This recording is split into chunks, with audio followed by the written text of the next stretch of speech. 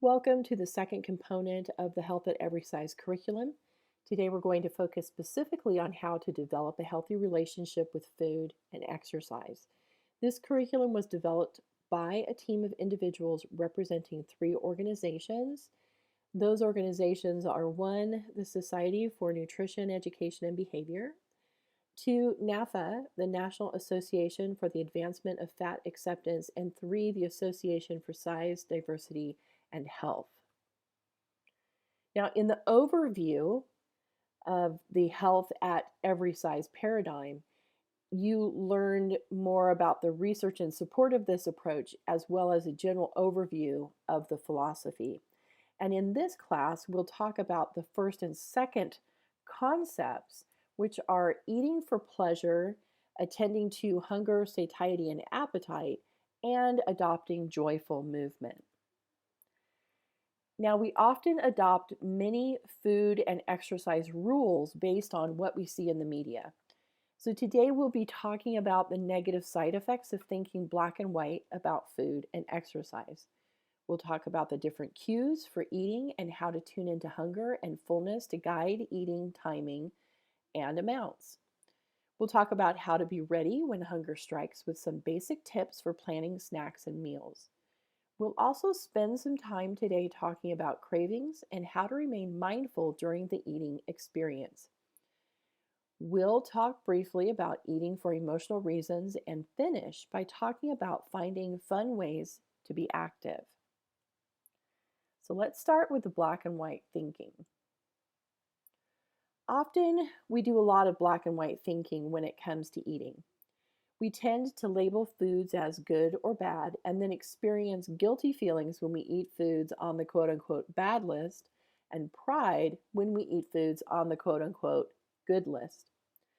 This back and forth can be emotionally exhausting.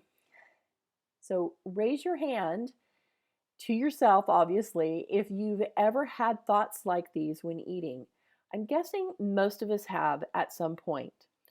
I feel like eating chips, but I should probably eat carrots. Oh, I can eat this. I've been good all week. If I eat this, I'm going to have to run an extra mile. I blew it today, but I'll start on my diet tomorrow. Why even bother eating this salad if it has all this fattening dressing? I lost a pound this week, so I can eat this.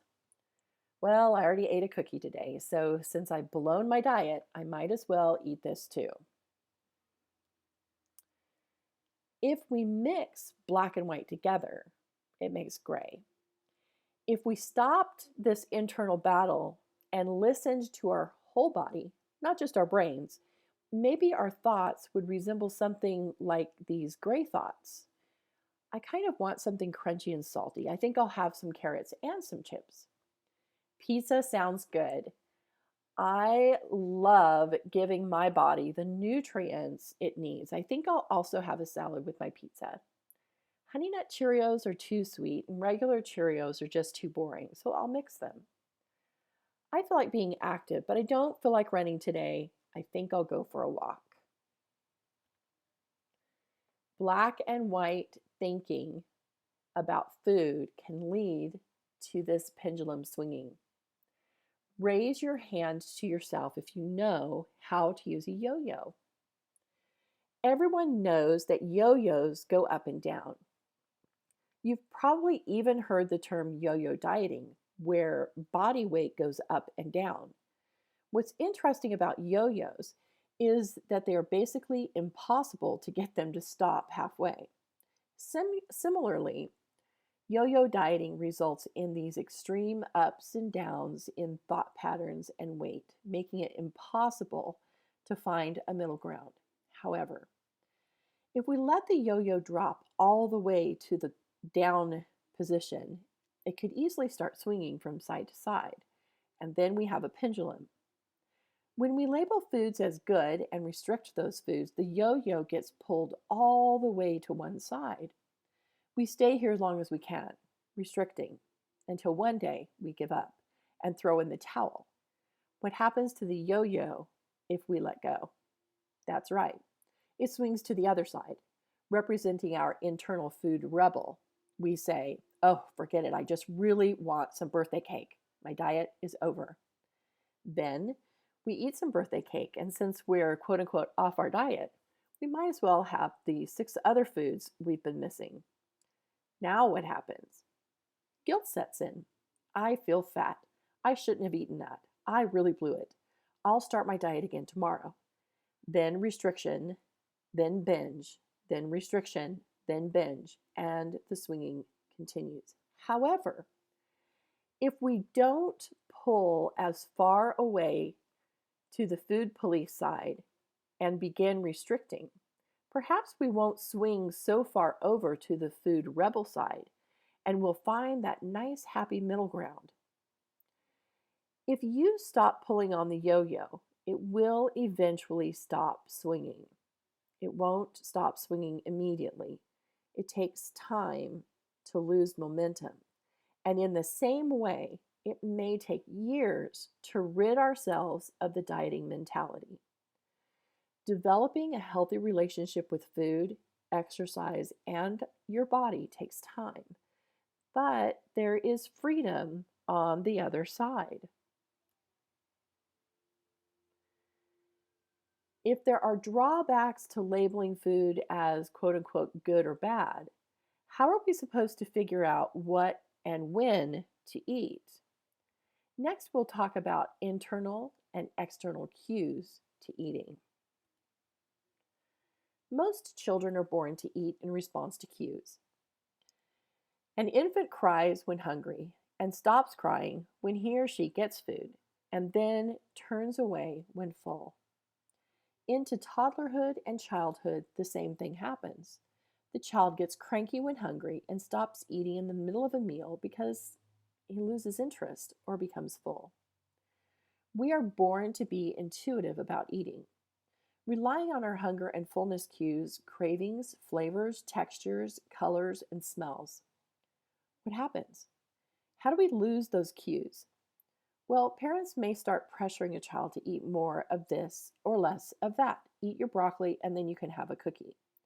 We also tend to not want to see food go to waste. So we may decide that they need to finish everything that's in that baby food jar, even though they're giving us clear indications that they're full. One way or another, we start learning about nutrition and the quote unquote good or bad foods. Then we start learning nutrition. Sometimes we're just encouraged to eat a variety, and other times we might be taught how to count calories, keep track of portions, or fat grams using food labels and dietary guidelines as a guide. There are external cues to eating. As adults, we are taught that we can't trust our internal cues to guide when and how much to eat, and instead need to be told how much to eat and when to eat using external cues. These external cues may help us, quote unquote, learn nutrition, but can be very limiting.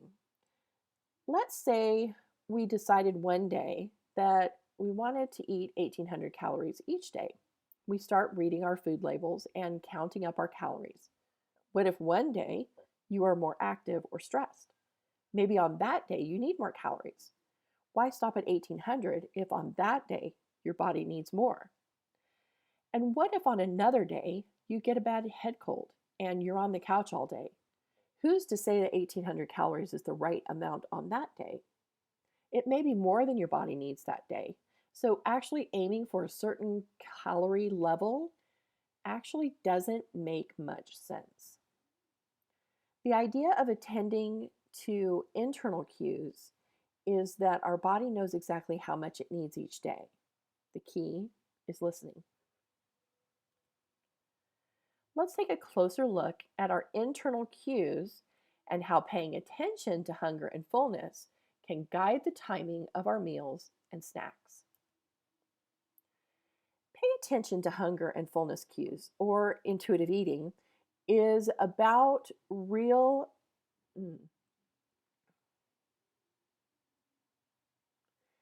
Paying attention to hunger and fullness cues, or intuitive eating, is about relearning the cues we naturally had as children. This hunger fullness scale is one strategy some find useful in starting to pay attention to hunger going into a meal or snack, satisfaction during a meal or snack, and fullness at the end. Using a scale like this, 1 is ravenously hungry or starving, and 10 is uncomfortably full or stuffed. Everybody has different cues for hunger and fullness, and it's a matter of figuring out your own cues. What happens when you start eating a meal when you are starving? How full are you when you're finished? You're usually overly stuffed, right? And what happens when you start eating a meal gently hungry? How full are you when you are finished? Well, the answer is usually comfortably full. Now, busy schedules make it hard to tune into your hunger and fullness, but when we do, we can honor and respect our body's natural cues. Respecting and honoring our hunger cues involves eating regularly throughout the day, just when we start to feel hungry, but before we become starving. Respecting and honoring our hunger cues and fullness cues involves checking in with our fullness and satisfaction during meals and finding a comfortable stopping place. When we don't respond to these cues, it's important to stay curious and non judgmental. In other words, no need to turn this into a dieting rule. Start by being more aware and allow for flexibility. You may have good intentions to eat when you're hungry, but sometimes hunger might sneak up on you when you're not prepared. Next, we'll talk about the importance of planning for eating. As much as possible, it's helpful to keep your cupboards and fridge from becoming bare. That's right. I'm not telling you to go in there and take out of all of your refrigerators and your cabinets all of the foods that you quote unquote shouldn't eat. I'm telling you to make sure that there is food there. So when you get hungry, you know that you've got something to eat. You don't go into panic mode. How many times have you been out and about and all of a sudden you're hungry and completely unprepared? A little planning up front can save time and money and also make it easier to respond to hunger cues. A few questions you can ask yourself on the way out the door to work or school or just have fun are things like this. Where will I be the next time I get hungry? What food will be available? And do I need to bring something along? It all starts at the grocery store. Figure out how you like to do your grocery shopping. Some people like to go every day, others less often. Whatever your preferred style, go in with a little bit of a plan. Figure out some meals you like to make and make shopping lists with what you'll need for those meals. Don't overthink the nutrition part of this. Just think quick, easy meals with a few good food groups included. Purchase foods that satisfy a variety of cravings for different tastes, textures, and flavors. It's important to pay attention to cravings and satisfy cravings throughout the week. Cravings can be trusted because if you grow up with exposure to many different tastes, textures, and flavors, chances are good that your body will crave a variety. Sometimes we go to the grocery store and avoid buying certain foods we're craving because we believe they are quote unquote bad for our health. However, those cravings usually don't just dissolve on their own, they usually intensify. It may feel like you only crave foods that are high in fat, salt, sugar, or calories, but the truth is that you probably crave a lot of different foods. If you were raised being fed a variety of foods, your taste buds have probably adapted to a lot of different tastes, textures, and flavors, and therefore likely craves a variety. When we give ourselves permission to eat all foods, those foods often lose their power over us. This means This might sound too good to be true. It's hard to believe that cravings can be trusted. Perhaps you're thinking, if I satisfied my cravings, I'd eat all sorts of foods my body doesn't need. Yeah, it might at first. But then, what might happen is that when you tell yourself you can eat those foods anytime, you realize you don't crave them as often as you first thought you would. Now, I want you to think about the times when you like to go on road trips. What typically happens on a road trip? You eat out a lot. If you're like me, it's fun to first to maybe if you're like me, it's fun at first to maybe stop at different restaurants and try out different foods that you don't normally eat. And then over time, it sort of gets old.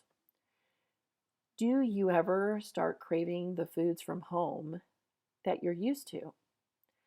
I usually start craving salads when I'm on road trips. Or let's say that you are a big fan of brownies and you leave here today and say, Yippee! I was told that I can eat brownies. I'm going to go home right now and make some and have as many as I want. You may eat a lot of them at first, but then maybe after a while, you might get tired of brownies. These two examples may help you realize that your cravings can be trusted, and there may even be some sort of strange psychological factors at play here. When we have full permission to eat the foods that we enjoy, the foods may even lose their power over us. Part of giving ourselves full permission to eat the foods we enjoy is to, at the same time, attend to cravings. So ask yourself, why do I want that particular food right now? Sometimes we only chose to eat a food because it's offered to us and we wanted to be polite. We may not even feel like eating it, or sometimes we only eat it because it's free, or other times because we paid for it. But if we take the time to really check in with our cravings and we keep our cupboards well stocked, then we can make a choice to eat those foods when we crave them. Doesn't food taste so good when we are actually craving it and when we slow down to enjoy it? We eat for all sorts of reasons. Consider two girls, Melanie and Maddie. Melanie and Maddie have the exact same affinity for brownies. They love brownies. They each make a pan of brownies to enjoy. When they come out of the oven and cool, Melanie enjoys 2 brownies. Maddie ends up eating 6. If they both love brownies the same, what are some reasons that Melanie ate 2 and Maddie ate 6? Possible reasons could include emotions. Perhaps Maddie felt badly about eating the brownies, so she figured she'd just go for it and start that diet tomorrow.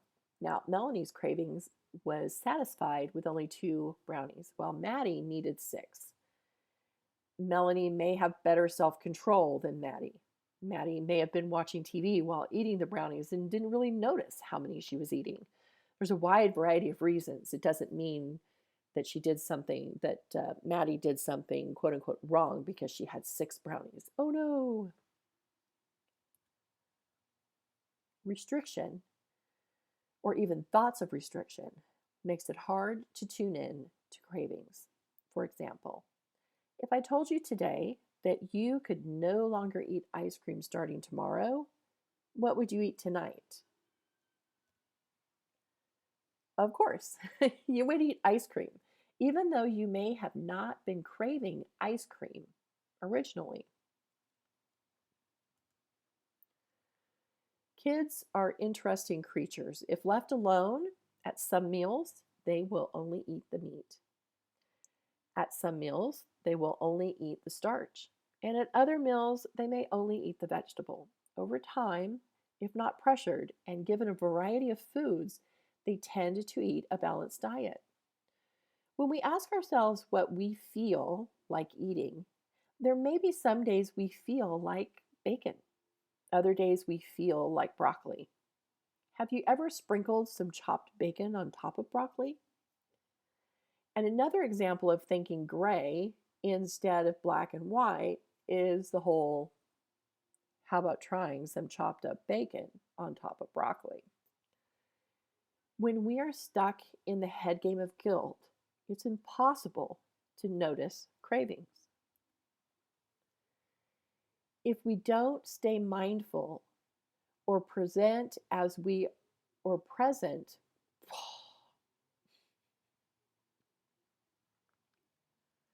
if we don't stay mindful or present as we are satisfying our cravings, we may actually miss the whole eating experience and still crave the food after the eating episode is over.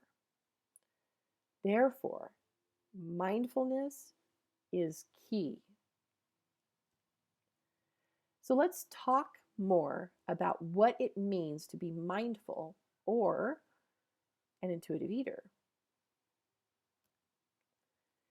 Mindful eating can be represented by this my plate image. Staying mindful during the eating experience involves awareness. So you remove distractions while you're eating. You're observant. You check in with your body during the eating experience. You're savoring. So as you're eating, you notice the texture, the aroma, and the flavor. You remain in the moment while eating, fully present, sitting, and enjoying every bite. You're non judgmental. If negative feelings or emotions arise during the eating experience, it's important to remain compassionate towards yourself. Notice the feelings of guilt or quote unquote shoulds in a curious, non judgmental manner.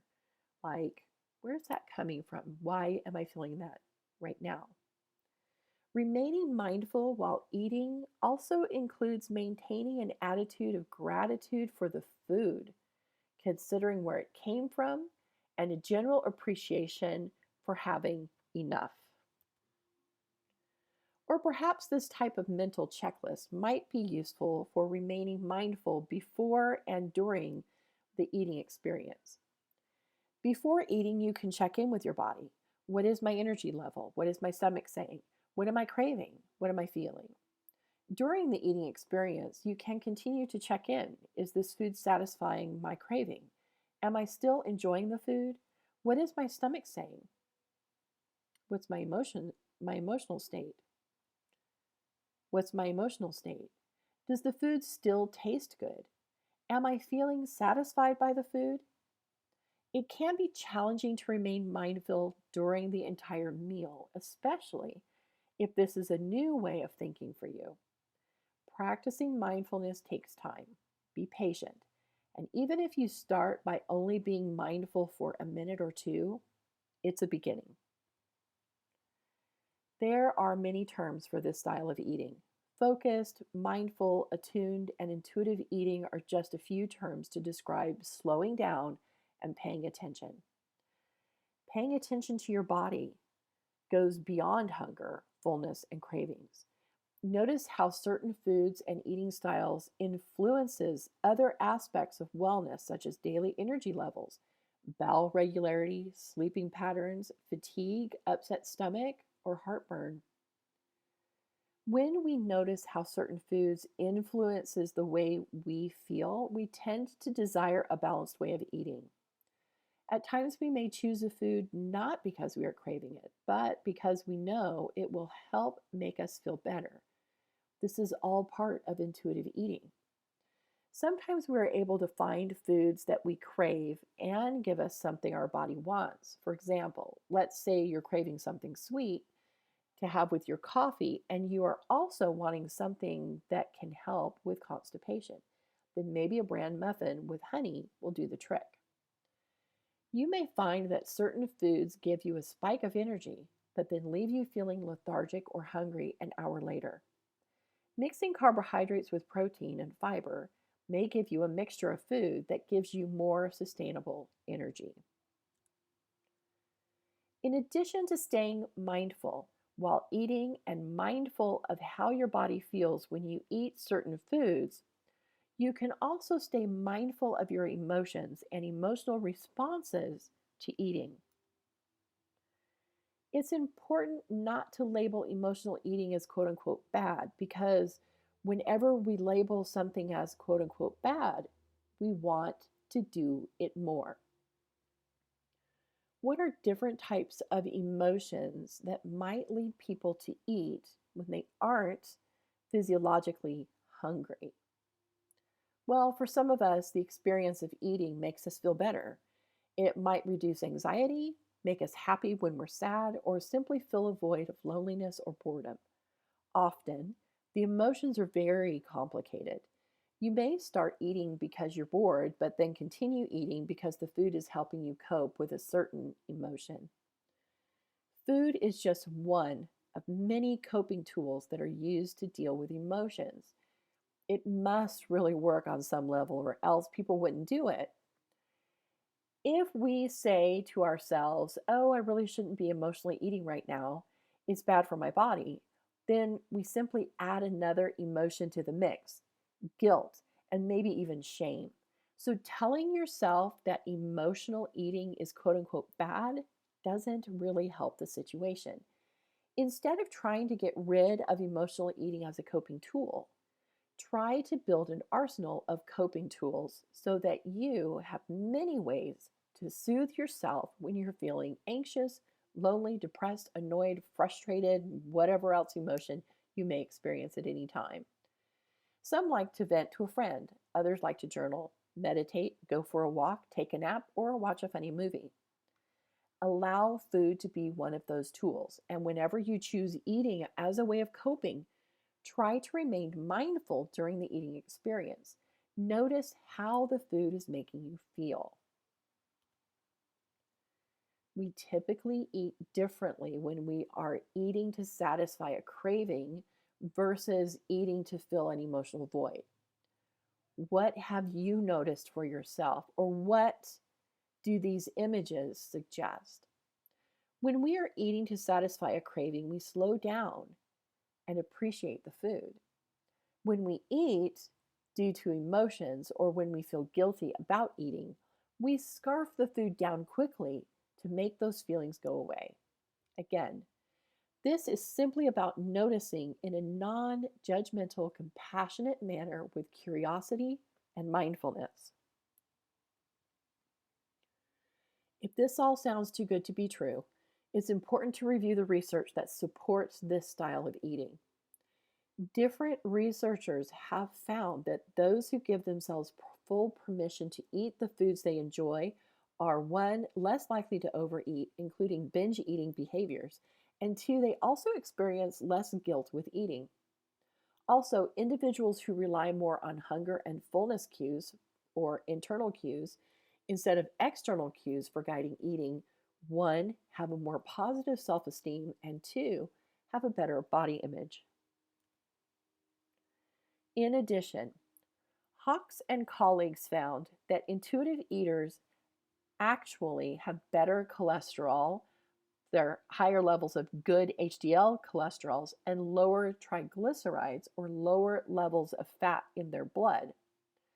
While intuitive eating isn't about trying to quote unquote manage your weight, it is interesting to note that intuitive eaters tend to have a lower body mass index or lower body weight for height compared to unintuitive eaters and a low overall cardiovascular risk as well. Now that we've discussed the first principle of the health at every size paradigm, let's move on to the second, which is to find joy in activity. Another term for participating in enjoyable physical activities is intuitive exercise. Other people start an exercise routine with the primary purpose of weight loss. People often put nutrition and exercise together. I'm going to start eating better, so I think I'll go to the gym as well. What happens when weight loss is the primary motivation for exercise? The focus is on counting calories expended, which often leads us to use only the exercise machines that will keep track of that for us. There can also be a lot of black and white thinking with exercise. I just ate those brownies, so I better go for a run. Now, some people may even avoid working out in public places for fear of looking different from everyone else around.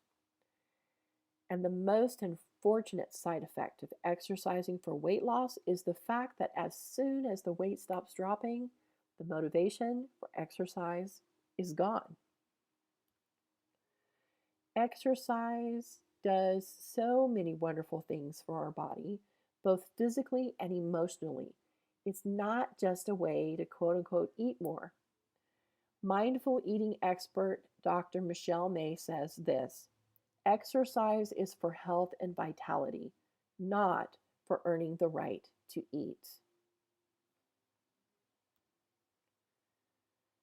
Now, research actually backs up the fact that weight loss isn't the best motivator for exercise. There are two primary forms of motivation: intrinsic and extrinsic. Intrinsic motivation is motivation that comes from internal rewards such as enhanced mood, decreased stress, enjoyment of the activity, and improved sleep. These rewards are often experienced during or immediately after the activity.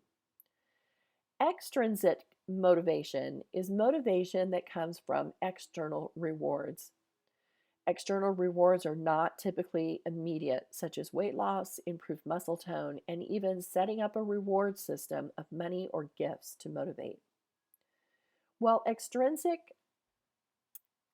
While extrinsic rewards may help motivate someone to get started on an exercise routine, research shows that those who exercise regularly are able to shift focus from extrinsic motivation to intrinsic motivation. In other words, extrinsic extrinsic motivation may get us started, but unless we focus on intrinsic motivation for exercise, we may easily wane from being regularly active. This may be true for eating too. If we're eating in a way that gives us energy and makes us feel good and it's enjoyable, we're more likely to stick to the dietary change than if we're just eating for an external reward. Here is a list of various intrinsic forms of motivation for exercise. These intrinsic motivators have actually been proven benefits of exercise. Which ones do you find to be true for you? The next time you're debating whether to go for a walk, it may help to think of a few immediate benefits you may experience if you decide to go. For example, you may think, if I go for a walk with a friend, I'll get to spend time with him or her. Plus, I might do better on my exam later that afternoon. And I know I always feel better about myself when I exercise. Or, I'm so stressed right now. I know exercise will help me to calm down in this moment.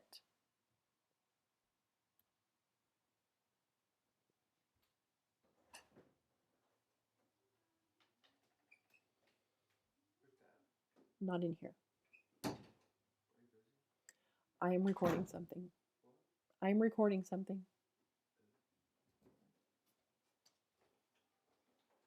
Thank you.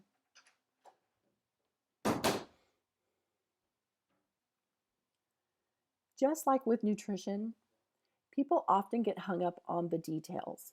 Black and white thinking types of statements people make, such as, oh, I didn't go for an hour, then what's the point? Um,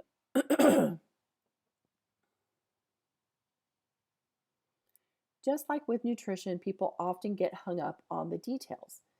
Black and white thinking types of statements people make are, oh, if I don't go for an hour, then what's the point? Or if I don't break a sweat, then it really doesn't count.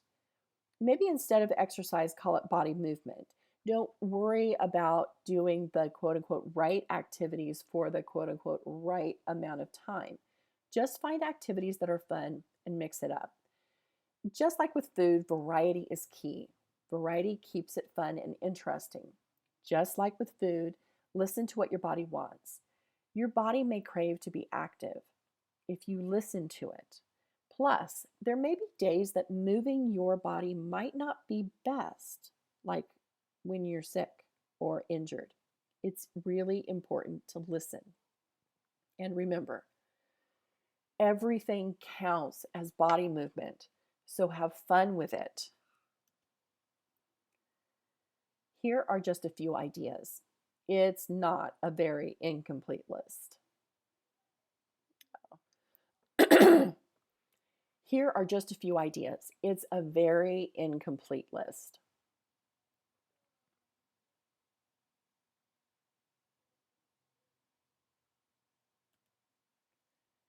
The main message with activity is to move your body in a way that feels good. Notice how it feels, intrinsic motivation. And once again, just like with eating, mindfulness is key.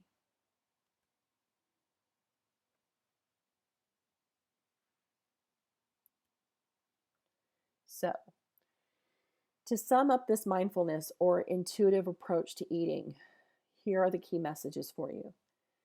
Tune into hunger and fullness to guide when you eat and how much you eat. Try to stay mindful and present while you eat, turning off distractions like TVs, tablets, and phones. Pay attention to cravings and satisfy them, staying mindful during the eating experience. Think ahead a little and be ready with regular meals and snacks when hunger strikes. When choosing ways to be active, consider what you truly enjoy and focus on how the exercise makes you feel.